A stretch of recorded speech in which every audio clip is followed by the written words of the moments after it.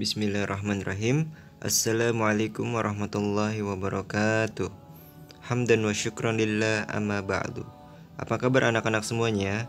Semoga kita selalu dalam keadaan sehat walafiat dan dalam lindungan Allah Subhanahu wa taala. Sebelum dimulainya pembelajaran, marilah kita berdoa kepada Allah Subhanahu wa taala agar diberikan ilmu yang bermanfaat dan Allah lancarkan aktivitas kita pada hari ini. Amin. Bismillahirrahmanirrahim. Rabbi zidni ilman warzuqni fahman, amin ya rabbal alamin. Baik, insyaallah pada hari ini kita akan mempelajari bab 6 mengenai iman kepada qada dan qadar Allah Subhanahu wa taala. Baik, pada slide pertama ini kita akan membahas tentang makna iman kepada qada dan qadar Allah Subhanahu wa taala. Takdir Allah Subhanahu wa taala seperti yang sudah dipaparkan dalam hukum nakli maupun hukum akli yang terbentang di alam semesta berjalan secara adil dan teratur. Takdir Allah Subhanahu wa taala disebut pula sunatullah. Takdir itu ada yang baik dan ada pula yang buruk. Manusia tinggal memilih jalan hidup mana yang hendak ia usahakan. Jika yang dipilih jalan kebaikan, yang didapat adalah takdir baik.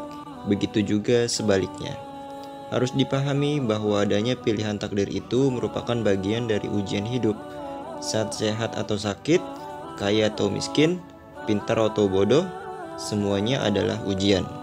Kita sering salah memahami tentang kondisi kehidupan.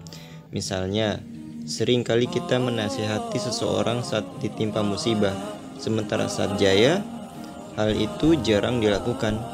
Padahal saat sehat, gembira, dan kaya juga merupakan bagian dari ujian hidup. Oke, kita masuk pada slide kedua. Poin B yaitu pengertian iman kepada qada dan qadar Allah Subhanahu wa taala. Rukun iman yang keenam adalah percaya kepada qada dan qadar. Beriman pada qada dan qadar berarti beriman kepada takdir Allah Subhanahu wa taala, yakni meyakini bahwa adanya ketetapan Allah Subhanahu wa taala yang berlaku atas makhluknya, baik ketentuan yang telah, sedang, maupun yang akan terjadi. Qada menurut bahasa berarti menentukan atau memutuskan, sementara menurut istilah artinya segala ketentuan Allah Subhanahu wa taala sejak zaman azali. Adapun pengertian qadar menurut bahasa adalah memberi kadar, aturan atau ketentuan. Sementara menurut istilah berarti ketetapan Allah Subhanahu wa taala terhadap seluruh makhluknya tentang segala sesuatunya.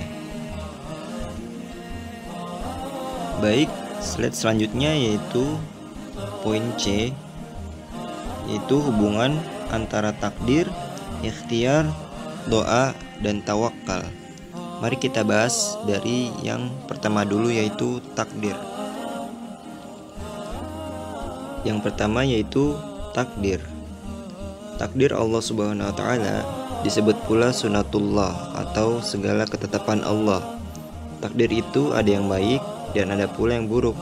Manusia tinggal memilih jalan hidup mana yang hendak diusahakan. Jika yang dipilih jalan kebaikan, yang didapat adalah takdir baik. Begitu pula sebaliknya.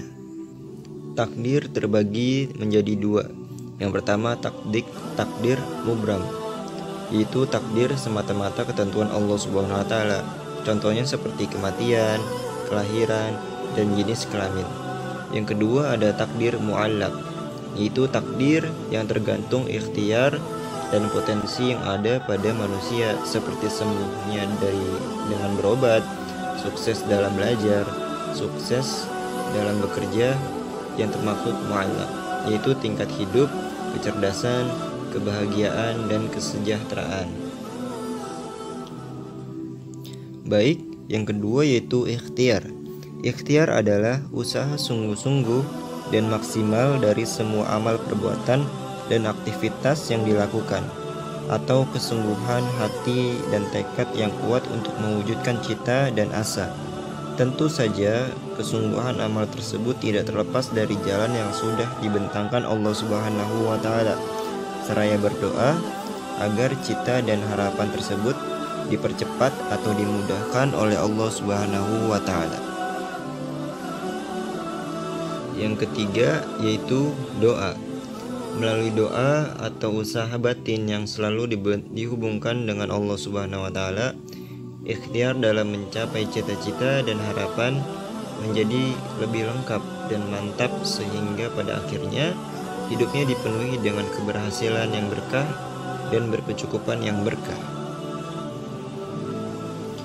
Lalu yang keempat ada tawakal. Dapat disimpulkan bahwa bertawakal itu baru boleh dilakukan setelah berikhtiar secara maksimal. Terkait dengan hasil ikhtiar, kita serahkan sepenuhnya hanya kepada Allah Subhanahu wa Ta'ala. Karena bisa saja setiap keinginan, cita dan harapan kita tidak cocok menurut pandangan Allah Subhanahu wa Ta'ala, sehingga ada kalanya menemui kegagalan. Jika diteliti serta renungkan, tentu banyak hikmah yang didapatkan dari setiap kegagalan. Oke, slide selanjutnya yaitu poin D, tanda-tanda penghayatan beriman kepada qada dan qadar Allah Subhanahu wa Ta'ala dalam perilaku sehari-hari. Yang pertama yaitu memberi keyakinan kepada manusia bahwasanya segala sesuatu yang terjadi di alam ini tidak lepas dari sunnatullah, baik yang tertulis dalam ayat-ayat Al-Quran atau qauliyah maupun yang terhampar di alam semesta yang disebut ayat-ayat kauniyah. Persamaan antara keduanya adalah berasal dari Allah Subhanahu wa Ta'ala dan dijamin mutlak kebenarannya. Lalu yang kedua, menambah keyakinan manusia untuk senantiasa berikhtiar atau berusaha lebih giat lagi dalam mengejar cita-citanya. Lalu yang ketiga, meningkatkan keyakinan manusia supaya berdoa lebih fokus pada sasaran yang diharapkan dengan izin Allah Subhanahu wa Ta'ala. Memberi keyakinan pada manusia untuk senantiasa bertawakal kepada Allah Subhanahu wa Ta'ala atas segala ikhtiarnya, sehingga apabila gagal tidak mudah berputus asa. Sejalan dengan itu, jika berhasil selalu bersyukur kepadanya. Lalu yang kelima, menyadarkan manusia bahwa dalam kehidupannya dibatasi oleh aturan-aturan Allah Subhanahu wa Ta'ala yang tujuannya adalah untuk kebaikan manusia itu sendiri. Baik, slide selanjutnya yaitu poin E, perilaku yang mencerminkan iman kepada qada dan qadar Allah Subhanahu wa Ta'ala. Yang pertama yaitu adanya sikap yakin terhadap sunnatullah atau ketetapan Allah Subhanahu wa Ta'ala. Yang kedua, senantiasa berusaha dengan sungguh-sungguh, baik itu usaha lahir maupun batin. Lalu yang ketiga, menyempurnakan usaha dengan sikap tawakal kepada Allah Subhanahu wa Ta'ala. Lalu yang terakhir, jauh dari sikap sombong dan putus asa.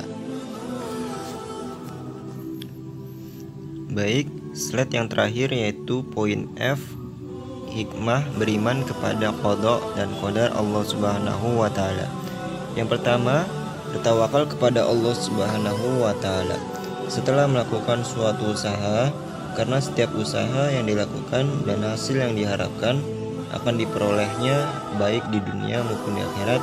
Semua itu terjadi dengan qada dan qadar Allah Subhanahu wa Ta'ala. Lalu yang kedua, memperoleh ketenangan jiwa dan kedamaian hati, karena semua yang terjadi berkat qada dan qadar Allah Subhanahu wa Ta'ala. Lalu yang ketiga, menumbuhkan sikap gigih dan ulet pada seseorang muslim dalam berusaha. Lalu yang keempat, tertanamnya sikap husnuzon kepada Allah Subhanahu wa Ta'ala.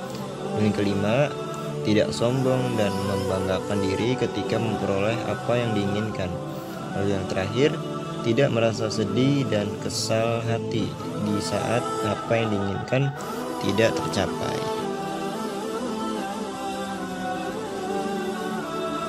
Baik, mungkin cukup sekian penjelasan dari Bapak. Jika ada pertanyaan, silakan tanya di kolom komentar atau di grup WA ya. Mari kita tutup pembelajaran ini dengan doa kafaratul majelis. Bismillahirrahmanirrahim. Subhanakallah wa bihamdika asyhadu an la ilaha illa anta astaghfiruka wa atubu ilaik. Kurang lebihnya mohon maaf. Akhirul kalam. Wassalamualaikum warahmatullahi wabarakatuh.